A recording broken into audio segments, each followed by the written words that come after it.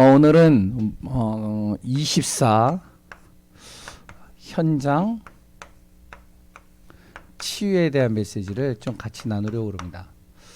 우리 성도님들은 저하고는 좀 다르겠죠. 저 같은 경우는 가급적이면 이제 교회에서 또한 이제 말씀을 좀 많이 묵상을 하고, 그리고 제가 만나는 사람들은 거의 목사님들이나 아니면은 이제 신앙인들을 좀 많이 만나잖아요. 근데 우리 성도님들 같은 경우는 일주일에 한 서너 번이든지 예배 드리는 시간보다, 또한 가정에 있는 시간보다 우리가 직장이나 현장에 있는 시간들이 굉장히 많습니다. 내가 있는 그 현장 속에 많은 여러 가지 움직이다 보면은 만남들이 있잖아요. 만남을 갖다 보면은 거기에 나에게 맞는 만남도 있을 겁니다. 이렇게 좀 마음이 통하는 사람, 생각이 통하는 사람, 뭔가 말을 하면은요 굉장히 이렇게 소통이 되니까 오래 있고 싶은 그런 마음이 통하는 그런 만남도 있을 겁니다. 그런데 꼭 그런 만남만 있는 건 아니죠. 마음이 맞지 않는 사람들도 있어요. 그럼 그 사람들은 10분을 같이 있는 것도 힘들어요. 너무 힘들어요. 답답해요. 그런데 또 그런 만남만 있느냐? 그렇지도 않아요. 또 어떤 만남도 있냐면은 자기 생각에 완전히 빠져 있는 사람들도 있어요. 완전히 자기 기준이죠. 자기 생각, 자기 틀에 모든 것을 움직이려고 하는 사람들도 있습니다.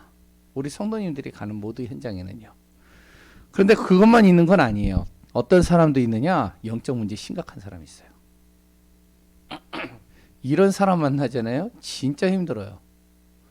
거기에 이제 여러 가지 또 사건과 문제가 또 같이 겹치죠. 더 힘듭니다. 그런데 더 힘든 건 뭐냐면은 신앙인들 중에 나하고 맞지 않는 사람이 있는데 그 사람이 또 영적 문제가 심각한 거라.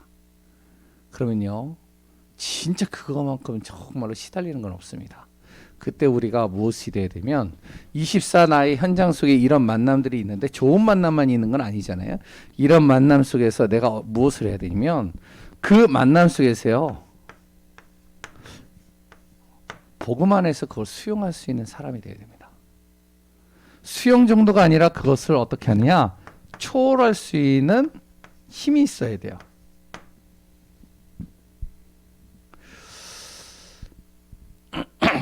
그러면 무엇이 돼야 되면 바로 이 사단이라는 존재에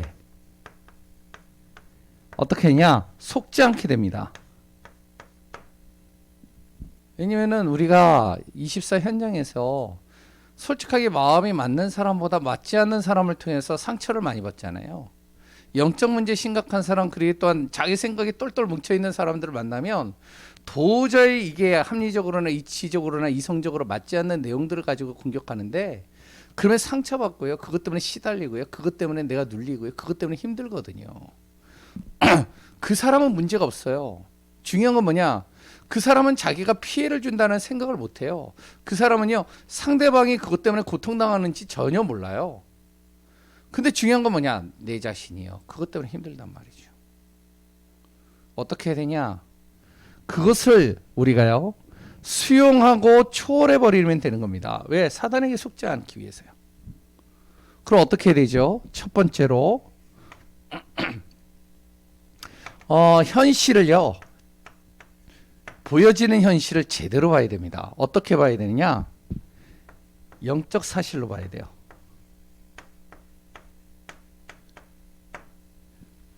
이렇게 보여줘야 됩니다. 그 현실의 문제, 그 사람을 만났을 때 너무나도 힘든데 그걸요, 현실적인 눈으로 볼 때는 이해가 안 되는 거예요. 정상적인 눈을 가지고 비정상적인 사람을 본다? 이해가 안 됩니다. 어떻게 봐야 되냐? 영적인 것으로 봐야 돼요.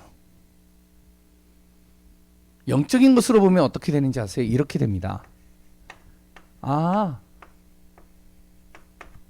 저거는 당연히 올 수밖에 없는 문제야. 저는 필연적으로 저 사람에게 올 수밖에 없어. 왜? 창세기 3장, 6장, 11장에서 벗어날 수가 없으니까. 그러니까 사단의 어떻게 하면 도구가 되어지고 사단에게 쓰임받는 거거든요. 그러면 이건 어떻게 해야 되냐? 절대 복음 아니면 안 돼. 이렇게 결론이 납니다. 영적인 사실로 제대로 보면요. 그러면 나는 무엇만 하면 되느냐? 거기에 속지 않고 그것을 뛰어넘을 수 있도록 하려면 오직 복음 앞에 딱 서버리면 돼요. 그 대표적인 사람이 우리가 성경에서 보는 믿음의 사람 렘넌트 7명, 그리고 또 바울이라는 시대적인 전도자죠. 그리고 또한 오늘 나오는 브리스길라 아굴라 같은 이런 사람들입니다. 브리스길라 아굴라 같은 경우는요, 현실에서요 굉장히 힘들었어요. 로마에서 사업을 잘하고 있었어요. 굉장히요. 그런데 어느 순간 그 로마에서 법령을 딱 세워가지고 로마 시민권자 아니면 다 쫓아내는 거예요. 쫓아내니까 그냥 자기가 가지고 있던 모든 사업 다 그냥 놔두고 그냥 쫓겨난 겁니다. 얼마나 억울해요. 얼마나 힘들어요. 고린도로 간 겁니다. 고린도에 가가지고요, 이제 또 다시 시작을 해야 되는 거예요. 그러니까요, 정말로 힘들죠. 답답하죠. 수양하고 초월하는 겁니다. 로마를 제대로 보는 거예요.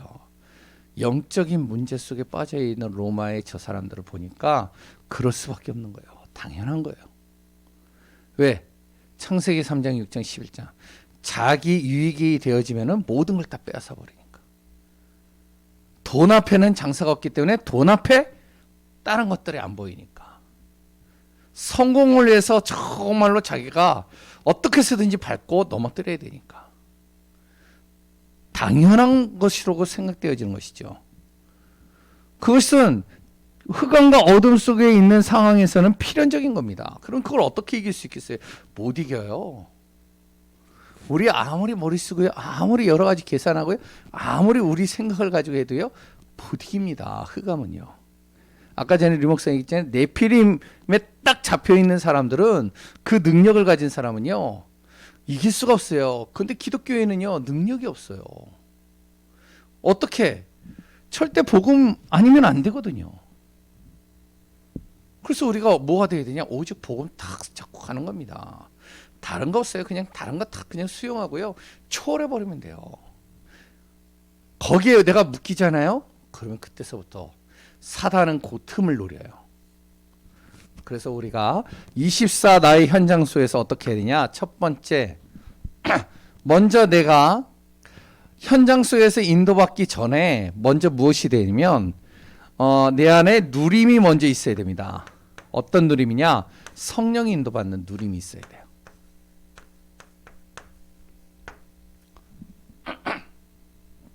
어떻게 성령의 인도를 받죠? 다른 거 다 빼고요, 내 안에 날마다 말씀이 묵상돼야 됩니다.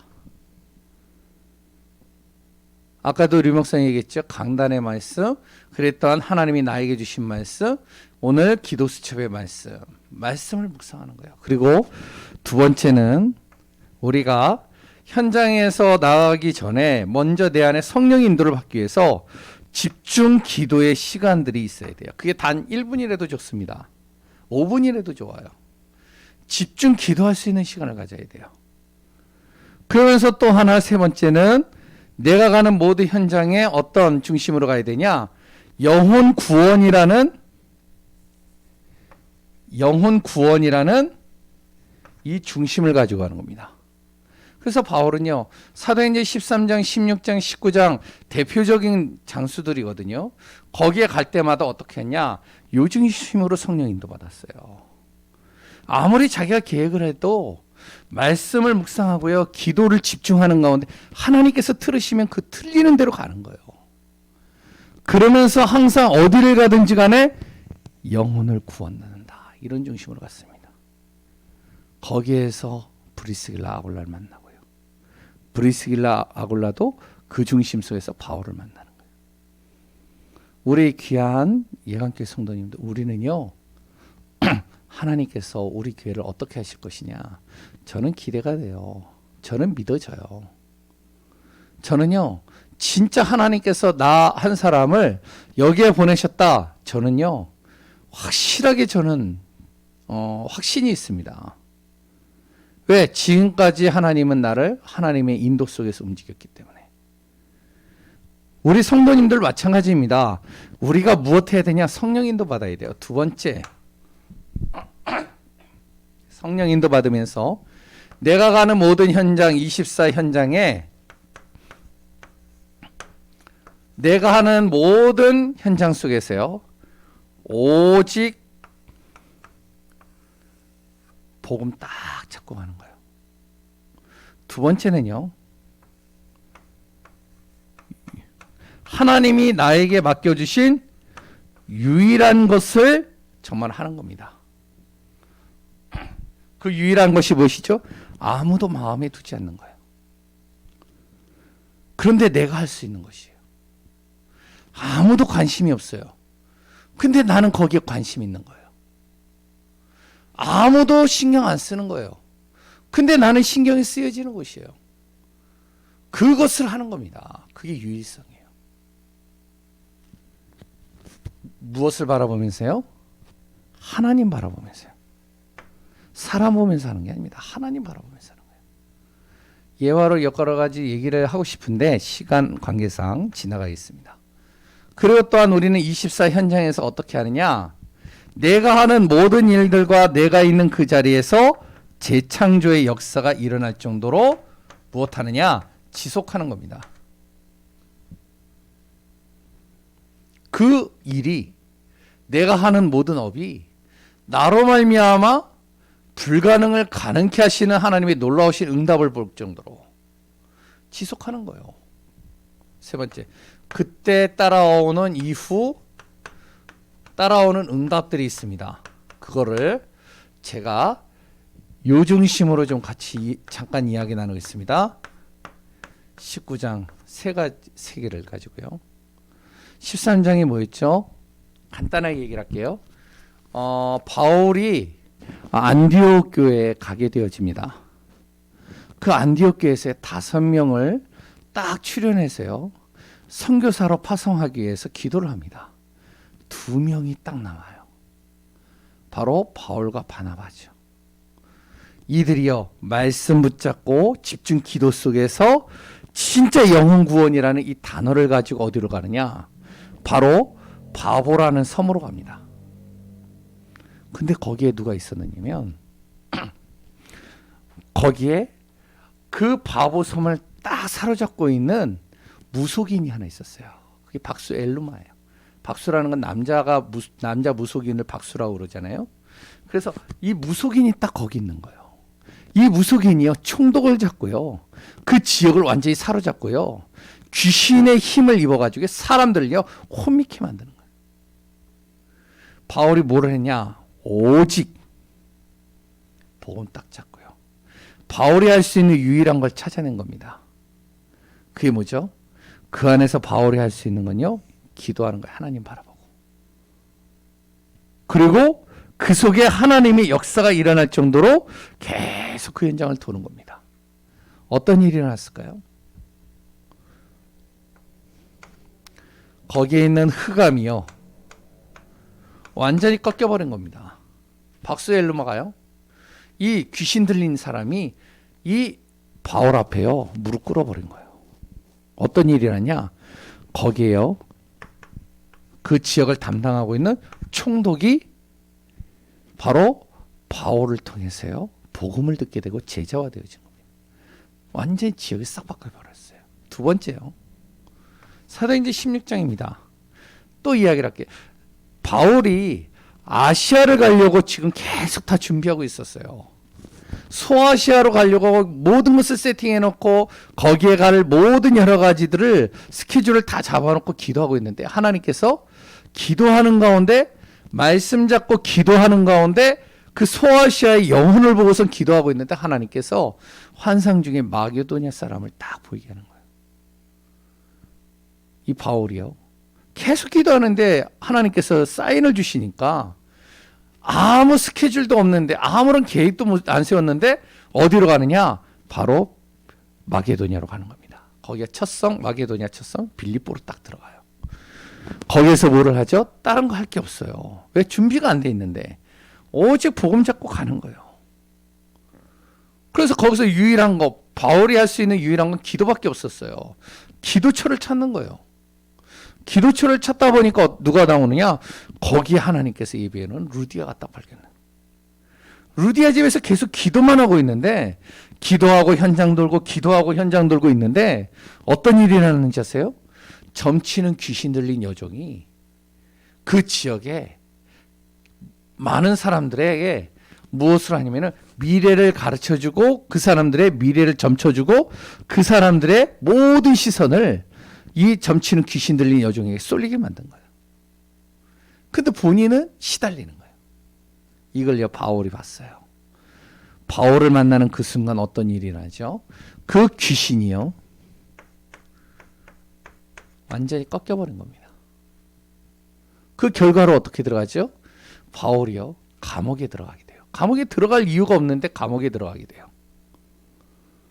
분명히 자기는 로마 시민권자가 있거든요. 로마 시민권을 보여주면은 그 당시에 로마 시민권은 엄청난 권세가 있기 때문에 자기가 감옥에 들어가지 않아도 되는 겁니다. 말을 하면. 그런데 그냥 들어갔어요. 들어가서요. 그 감옥에 있는데 어떤 일이 일어나냐.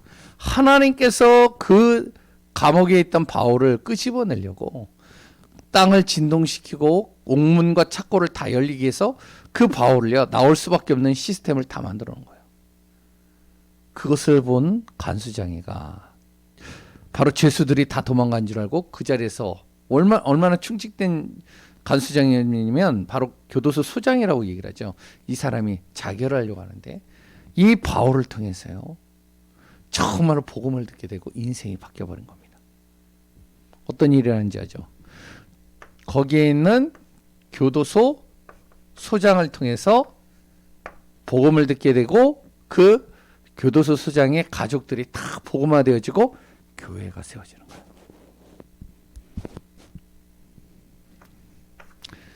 간단하게 얘기했습니다. 19장 마찬가지죠. 에베소 지역은 어떠한 곳이냐?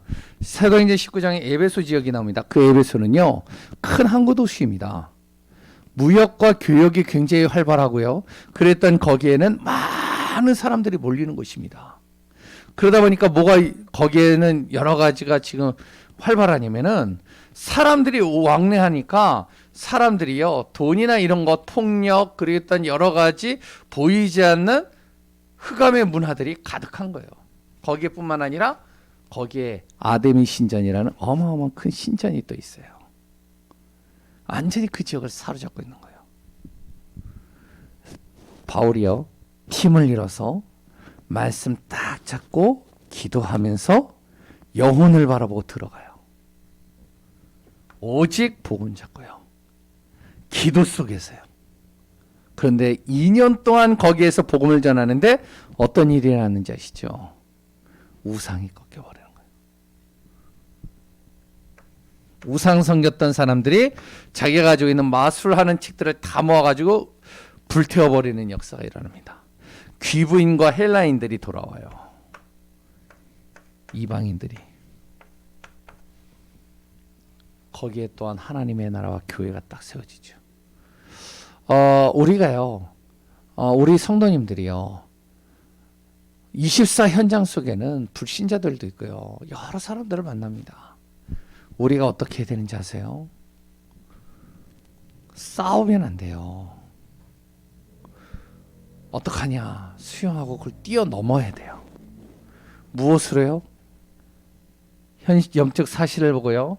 당연히 올 수밖에 없는 문제로 보고요. 오직 복음 잡고 가는 겁니다. 성령 인도 받으면서 진정 24 우리가 오직 유일성 재창조의 비밀을 딱 잡고 가는 현장 속에 하나님은요. 분명히 문을 열어 가십니다. 우리 안에 정말로 24 나의 현장이 치유되어져야 돼요.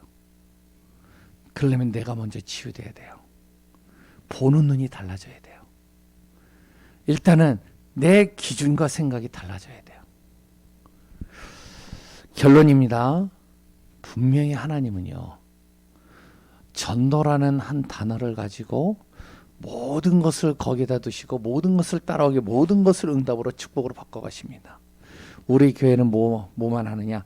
전도 선교만 방향 맞추고 하는 겁니다. 우리 성도님들은요. 현장에서 삶 속에서 진짜 복음을 위해서 전도와 선교를 위해서 인도받는 귀한 응답 속에 있기를 소원합니다. 기도하겠습니다. 하나님 감사합니다. 하나님의 뜻과 계획 속에서 오늘 세계 산업인대회 메시지와 또한 간단하게나마 같이 치유 메시지를 같이 나눴습니다. 우리가 가는 모든 24 현장 속에 참된 치유가 일어나고 그 속에 참된 승리, 참된 응답들이 일어나기를 원합니다. 오늘도 기도하오니 하나님이여 주님의 나라가 이루어지는 응답이 되게 하소서. 살아계신 예수 그리스도 이름으로 기도합니다. 아멘. 우리 합심해서 같이 기도하도록 하겠습니다. 구시기도 계속 우리가 기도하는 내용이죠. 언약입니다. 가장 중요한 건요, 말씀이 언약 딱 잡고 기도하는 거예요. 다른 거 없습니다. 우리는 언약의 여정이요